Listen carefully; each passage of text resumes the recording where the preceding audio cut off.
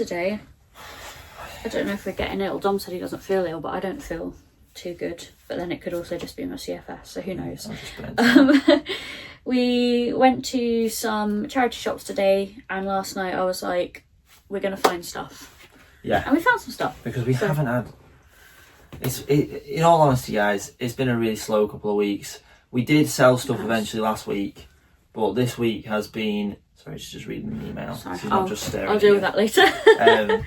It's been really quiet so far. I know it's only Monday, but we've not sold much yet at all, and we've not had many favourites and stuff. We're always going to keep it real, and that is the reality. And then, obviously, as I'm sure a lot of people that run businesses have, you know, when I was a PT, I had the same thing, where you're like, is this bad? Is it going to shit, basically? But we've basically come to the conclusion that we've got to start taking kind of more risks in a way, because we're very quick to go, no, we won't get that. It's £3. I'm not doing that.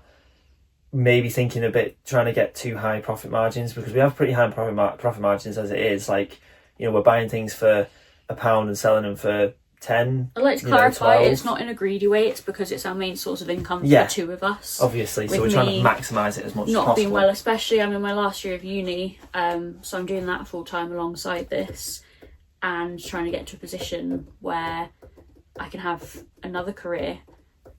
Sorry, you're tapping. I can't concentrate. We're both so ADHD.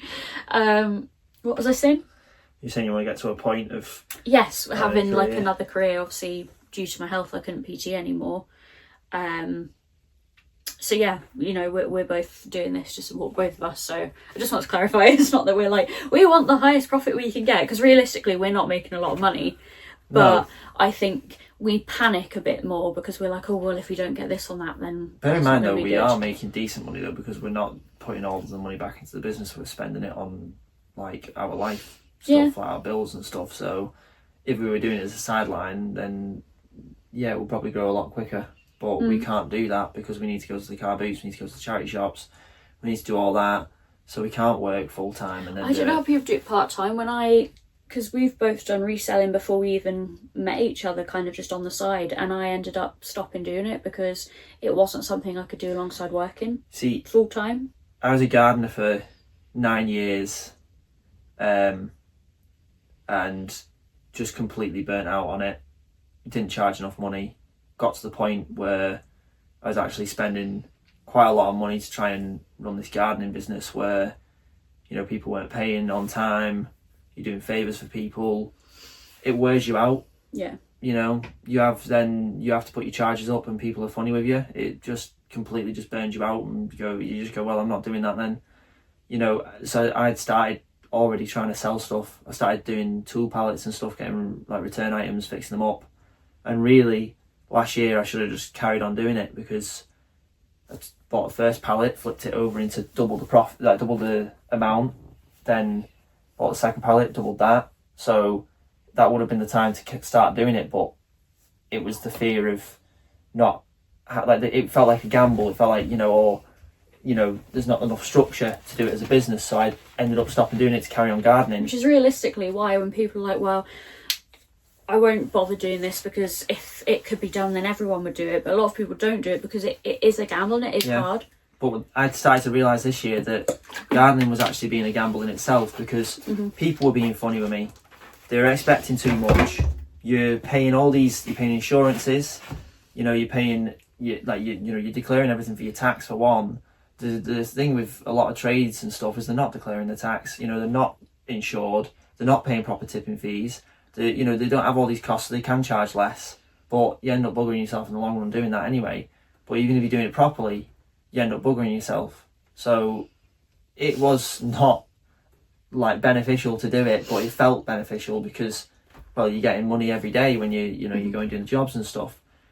This, as it stands, we are making as much as I was gardening, because you make money through the summer and then you don't work through the winter when you're gardening, whereas this is every week you're making money. But it's just hard to do two incomes off one thing. When you're starting up, I mean, we know plenty of, well, not know, we watch plenty of, Homeschool and Pickers over in America. That's one of the first. I know they were both resellers before they met. I think that is how they met, but they successfully. In some ways, it's easier. Like, I take pictures and list things while you package things, and like. In a lot of ways, yeah, it is easier. It's just financially, life is expensive. I think the downside is that because everything's so expensive, not related to the business, you can't put as much money in as you would hope to put in. And we're probably doing quite well, really, turning the profit that we do off the money that we spend, because we aren't spending a massive load of money. No, we're not. You know, and that's another thing. Like, I we feel budget like ourselves. people you know, might watch our videos and think, why are they only taking that? Like, they're saying they've run out of money, or like other. It's quite fun doing it off just £20 though, and a car And boot, in all taking honesty, 20 to a car boot and seeing what you can we get. don't have it. We can't take £100 and spend it. And I'd say, yeah, I guess that's more impressive, because we're making something out of. We took £20 to a car boot the other day and got a £70 vacuum cleaner, and got all other stuff as well. You know, that is quite good, really. It's just, you know, waiting for stuff to sell is the downside of things, and also, you know, keeping track of everything. And then trying to think, like, why has it been so this week? Are we doing something different? Is it just a dip? Blah, blah, blah. You kind of forget that people are people, and you can't actually track how they're going to do everything, how they're going to spend the money, and how they're going to decide variables. to. And then you get little things like someone buys something but then immediately cancels the order. And we had one yesterday where they cancelled the order because they said they found it cheaper elsewhere. And when we looked, they'd favorited our item on Vinted as well. And it was cheaper on Vinted, but that was the price without the buyer's fee, and then without the postage. So it ended up being exactly the same. And we were like... It's like, right, you cancelled this, and now we've got to pay another 36p to list this That's item. another thing that I do think annoying with eBay. Like, I do have a strong sense of justice of thinking. I was like, but that's not right. But if someone cancels something and the listing is then relisted, obviously you refund them, but then you have to pay another 36p to list it. Yeah, because listing fees aren't refundable. So the thing is again, this has just turned into a bit of a rant video, and I think it might actually be quite good, to be fair, because you need to be, people need to understand with reselling that there is a lot of highs and a lot of lows. It's the same with everything. Like, again, it's not relevant career-wise, but it is in the sense that when I was a personal trainer, a lot of my clients, before they got to kind of know me better and stuff, were like, you must be raking it in, you're getting paid for sessions, you're getting paid for classes. And I was like, whoa, I'm not getting paid for classes. I pay the gym a lot of rent monthly, and on top of that have to do classes for free, so I don't pay the full rent. If I was paying the full rent, it would be more than our house rent. Yeah. And then on top of that, obviously you've got insurance, booking system fee, all the same stuff that Don was speaking about. So I think a lot of people don't realise, they just look at the outside of a business and think, oh, they must be loaded doing that, or reselling. They just get things for cheap and resell them. It's easy. Don't get us wrong, like, we love it, but I wouldn't say it's easy. A lot of my old clients did with gardening, they all assumed I must be on good money. They're like, oh, you charge £20 an hour, you must be raking it in. And it's like, well, that's not. £20 an hour at a job, okay? You do that, you've done the job, great. You've got your tools that you've bought to do the job, you've got your fuel you've used for the job, you've got your insurance, you've got the money you put away for national insurance, tax, all those kind of things. The time they spend chatting to you. This But used to stress me out, sorry to interrupt, but I worked with Dom for a bit, and I started getting really anxious about time, and I feel like I was stressing you out a bit, but people would stand chatting for ages and ages. Before we know it, we spent 2 hours at a job that we're only getting paid an hour for, and you'd be saying, like, okay, we're off to the next job, and they'll follow you and carry on talking to you. And I thought, I can't do this. This is the thing. We're not getting paid for this. They'll go, oh, well, £25 an hour for you to cut a hedge, right? And clear up all the waste, do all that, yada, yada, yada. You turn around, someone says it's too expensive, but you've done an hour's work at the job, you've done 15 minutes of driving between that job and your next one, you don't get paid for that time, and then they talk to you for 10 minutes. Now, 6 jobs in the day, they talk to you 10 minutes each job, you lose an hour. 10 minutes. Well, yeah, that's the thing. Bear in mind, when I was on my own, if I had 10 minutes, someone chatting to me, I probably could just about cope with it because it knocked me down a little bit. When there's 2 of you, 10 minutes becomes 20 minutes. There was because one there's two job wages that are we involved with that, quoted. with the hour that you're doing. And I remember it was scorching sunshine, and we were standing there talking Yeah. for half an hour just outside, and it ended up pushing our whole day back. And then it's hard to. And all those fees come in, but No. all people see is the time that you're at the house doing the job. They don't think about the time after you've done the job where they're stood talking to you about random nonsense. Again, it made me sound quite bitter. There was a lot of highs gardening stuff. It was nice to be outside and do things and stuff. You know, be outside in the good weather and stuff. But then you get a rainy day and you're out soaking wet, and someone's complaining about paying you £25 for cutting two sides of a large hawthorn hedge and the top, and you go, what is the point in doing this? And disposing of the waste. You know, and then turn around and you know, just getting annoyed that they're having to pay.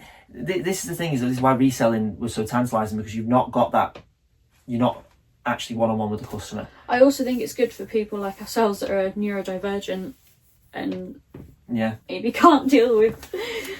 Again though, we said this morning that everything has highs and lows. Yeah, and it's true. we sell at Bygone, we have a stall at Bygone.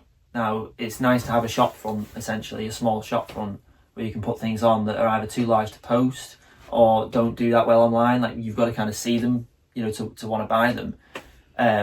But the downside of Bygone is they're charging rent and commission on your payments. You've only got 36 square foot to sell on. So it's very hard to sell enough stuff to turn a large profit doing that. You need to get more stalls and And more stall everything you space. sell, as you said, they take 10% And then out of. All that happens is you go and some stuff's gone, you think it's sold, and then you get your sales report and it's not sold. It's been put back on someone else's stall, Or been stolen. been nicked, or been put through the wrong stall. So you have assumed you've sold £200 worth of stuff when you've actually only sold £150 worth of stuff, and there's £50 worth of stuff missing somewhere inside there because it's a large place with loads of different stalls. And obviously people picking something up and deciding they don't want it, taking it and putting it on someone else's stall when they're walking around, because they're not going to walk back to your stall to put it on because they were dragged up or whatever, you know. But it's a downside. And then the downside of online selling is that, again, there's massive fees involved with eBay, and people can easily just cancel things and return things and say something's broken, or, you know, you get these slow periods where you've done the work and you're not getting the reward yet. The other side is it's frustrating when people are selling on eBay and they're not using a business account and they're not paying fees and stuff, but they're a business, because they're driving everyone's prices down because they're charging less because they've not got the fees involved, and then it ultimately affects everyone's business on there. When I sold tool parts, I used to strip all tools down for parts. It was great, I was selling loads of parts, and all of a sudden there's one person putting every tool part up for £5 with free postage, and you're like, well, it costs £2 odd to post the part, so you're barely making anything on them, on the parts, and you go on there and they're a private seller, and it's like, well, you're not paying the fees, so therefore you're driving everyone's prices down. All of a sudden, you know, your tool parts aren't selling as well because there's some chump out there who thinks, oh, I've got a genius idea, and you can only do it for so long before eBay goes, you know, you need a business account. In life, if you do everything by the book, quite often it bites you in the behind, really, doesn't it? You know? But you have to just keep soldiering on with things, because it is essentially like it with everything. Every single thing in life, you know, has a downside. Shall we go But to they the hall have now? an upside, which is you get to buy cool things, which we will show you now. Also, like, yeah, maybe you skipped on to this part. Sorry to rant, but They're like, just show us the hall. We didn't get loads, but we did get some really cool bits. What do you want to start with? We'll start this? with, yeah. I'm touching this, so... I'm touching it, so I'll get it. Got this. Only one had sold, and it sold for, was it £15, Bobby? Yeah, 15 quid. Got this for £2.50. We've sold a couple of Christmas-themed candle holders and stuff before. Really nice. It's surprisingly solid. It's pretty heavy resin, Yeah. I think. It's nice. Other ornament things, let's just go with the ornaments and stuff. We got a little... We just sold a...